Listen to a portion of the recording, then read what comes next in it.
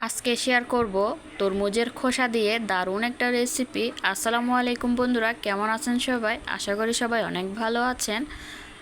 তো থাম্বনেল দেখে বুঝে গিয়েছেন আমি আজকে কি রেসিপি বানাবো।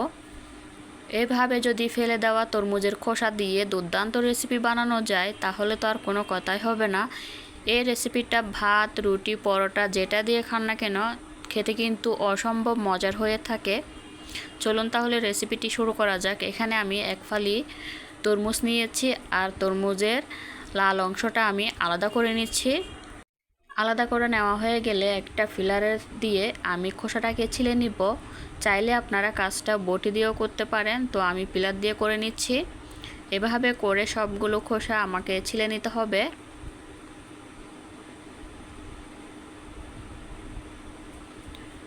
তো ভালোভাবে ছিলে নিচ্ছি খোসাটাকে, যেন কোনো সবুজ অংশ থেকে না যায়। তো সবগুলো খোসা আমি এভাবে করে ছিলে নিয়েছি।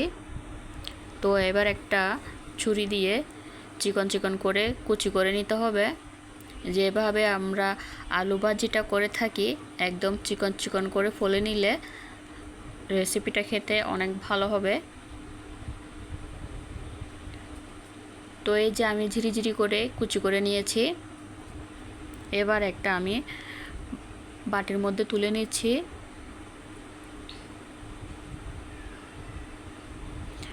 তো এবার মাঝারি সাইজের একটা আলু দিচ্ছি। আলুটাকে ভালো করে ছিলে নিচ্ছি। চাইলে আপনারা আলুটা স্কিপ করতে পারেন, আমার ভালো লাগে তাই দিলাম। আলুটাকে আমি ঝিরিঝিরি করে ফলে নিতে হবে। তো সুন্দর করে আলুটাও কুচি করে নিয়েছি, ওই একই পাত্রের মধ্যে উঠিয়ে নিয়েছি। তো এবার ভালো করে ধুয়ে পানি ঝরিয়ে নিয়েছি। চুলা একটা কড়াই বসিয়েছি। কড়াইটা যখন গরম হয়ে যাবে এর মধ্যে দিয়ে দিচ্ছি পরিমাণ মতো তেল।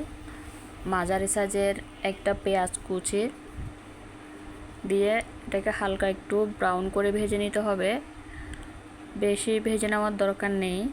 এর মধ্যে দিয়ে দিচ্ছি 10-12টা মতো কাঁচামরিচ, আমি মাঝখান থেকে ফালি করে দিয়েছি। হাফ চা চামচ লবণ, হাফ চা চামচ হলুদের গুঁড়ো দিয়ে হালকা একটু কষিয়ে নিয়েছি। তারপর দিয়েছি সেই কেটে রাখা তরমুজের খোসা আর আলুর কুচি দিয়ে ভালো করে এটাকে কষিয়ে নিতে হবে।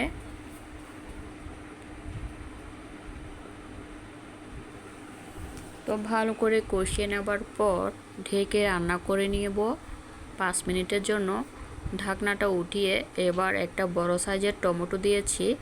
পাকা একটা টমেটো দিয়ে ভালো করে আমি নেড়ে চেড়ে মিশিয়ে নিচ্ছি। আবারও ঢাকনা দিয়ে ঢেকে হাই হিটে রান্না করে নিতে হবে 5 মিনিটের জন্য। 5 মিনিট পর ঢাকনাটা উঠিয়ে আবারও ভালো করে নেড়ে চেড়ে মিশিয়ে নিতে হবে। এখানে কোনো রকম পানি দেওয়ার দরকার নেই। তরমুজের খোসা থেকে পানিটা উঠবে, সে পানি দিয়ে কিন্তু আমাদের আলুটাও সেদ্ধ হয়ে যাবে আর ভাজিটাও কিন্তু একদম রেডি হয়ে যাবে। দেখুন বন্ধুরা, ভাজিটা অনেক লোভনীয় হয়েছে, খেতেও কিন্তু দুর্দান্ত মজা হয়েছিল। এইভাবে করে আপনারা বাসায় একবার হলেও ট্রাই করবেন। আর বাসায় ট্রাই করার পর আমাকে কমেন্ট করে জানাতে ভুলবেন না রেসিপিটা আপনাদের কেমন লাগলো। ভালো লাগলে আমার চ্যানেলটি সাবস্ক্রাইব করে পাশে থাকতে পারেন, লাইক কমেন্ট শেয়ার করবেন আর আমাদের জন্য বেশি বেশি করে দোয়া করবেন। পাশে থাকা বেল আইকনটি প্রেস করে রাখতে পারেন নতুন কোনো ভিডিও আপলোড করার সাথে সাথে সবার আগে পাওয়ার জন্য। আসসালামু আলাইকুম, আল্লাহ হাফেজ।